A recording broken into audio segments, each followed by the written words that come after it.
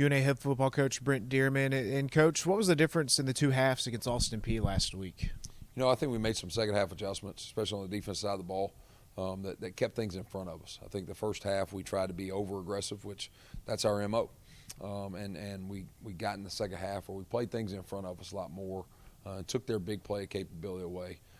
Offensively, I think we scored 3 touchdowns in both halves. So we just got a late start. I think we started in about the second quarter. But the thing I love the most is you saw a team with grit. You saw a team that never quit. You saw a team that was behind each other the whole game, and a team that believes. So I like the direction we're heading. Like I told them, we don't accept moral victories, and we're just going to keep fighting and busting our tail to get a W. I mean, one of your program pillars kind of highlights it, but they scored on, 5 of their first 6 drives in that first half, I think. But we've seen it all year competing for 4 quarters. Where do you feel like that's come from? I think it's an attitude. I think it's a daily preaching of toughness.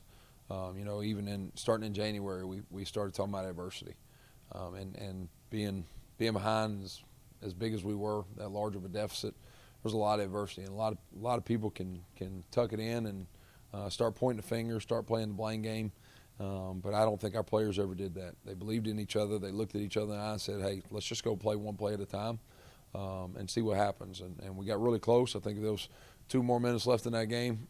We're fighting for a win, but just ran out of time late.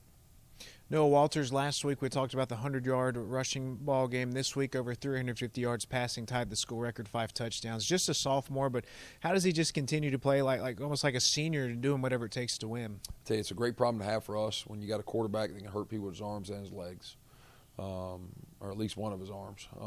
But you've got the ability to throw the ball down the field. You've got the ability to add a hat in the run game with the QB run stuff. But the unselfishness of that guy to do whatever it takes.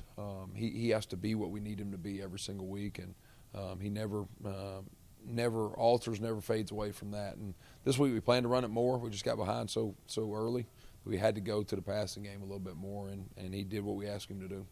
Senior day on Saturday against Central Arkansas, and it's a senior class. You got a mixture of guys with how long they've been here, some guys longer than others, but it's a group that could have quit on you, right, when you came in. But what about the way they've stuck around and impacted the program? We talked about leaving your fingerprint on a place on your way out. Always leave the place better than you found it.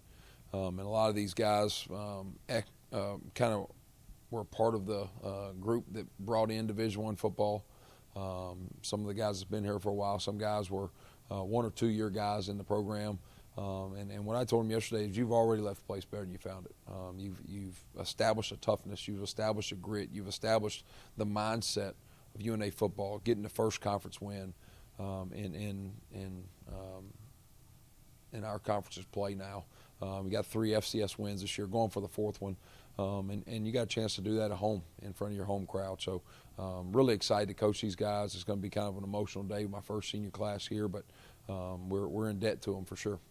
Central Arkansas, another UAC game. They're coming off of a loss, so they need a win to kind of stay in the conversation for a championship, right? What have you seen out of this team? You're going to see a team come in here that's like a wounded animal. They know if they lose another one, they probably don't probably add the playoff contention. So they're coming fighting and clawing, and they're a really good football team. They've got probably one of the best players in our league on the defensive side of the ball. At defensive end, they've got great players around him too. Offensively, they've got a running back, 2, 3 running backs that can hurt you.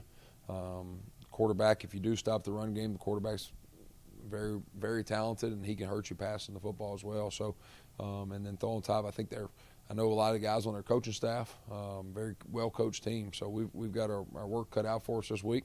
We're not going to shy away from it, though.